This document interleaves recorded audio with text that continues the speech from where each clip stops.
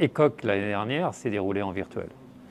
Je pense que les conférences virtuelles commencent à générer un peu de frustration de la part de l'ensemble des conférenciers et de ceux qui participent.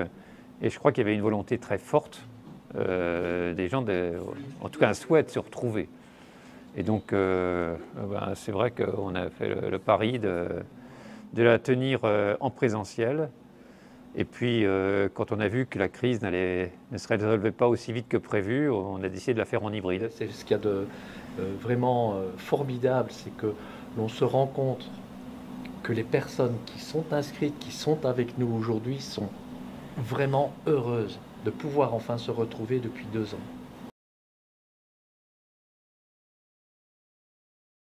Premier point, un espace suffisant pour pouvoir accueillir, on espérait à l'époque, environ 10 000 personnes, c'est-à-dire 1 500 à 2 000 participants à la conférence et 7 ou 8 000 participants à l'exposition.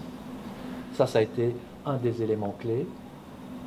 Et le deuxième élément clé, c'est le renom de Bordeaux, sa célébrité à travers le monde, et donc une façon d'attirer nos collègues à travers le monde à nous rejoindre pour cette conférence. Un des points, et qui n'était pas simple, un des points de sélection, c'était d'avoir un lieu où on puisse avoir 8 ou 9 sessions en parallèle, avec des salles qui fassent au moins 200 places.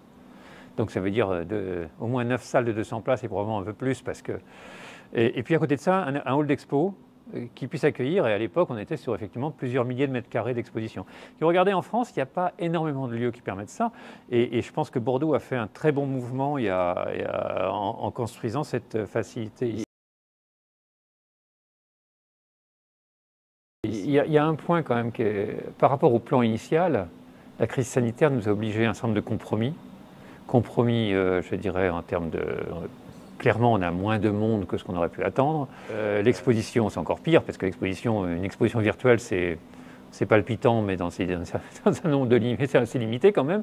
Et donc, concrètement, ça veut dire aussi qu'il a fallu que nous, on fasse un peu attention aux aspects financiers. Et je crois qu'on a aussi travaillé de façon très proche avec le Palais des Expositions ici, pour essayer de trouver une solution qui permette finalement de redémarrer, parce qu'on redémarre en fait, on revient sur quelque chose de plus normal, on revient vers la normalité, et ça c'est, je dirais, le premier événement, en tout cas pour nous, en termes sur les télécommunications optiques, c'est le premier événement de retour à une normalité qui n'est pas encore celle qu'on souhaiterait, mais qui est proche de ce qu'on peut imaginer pour la suite.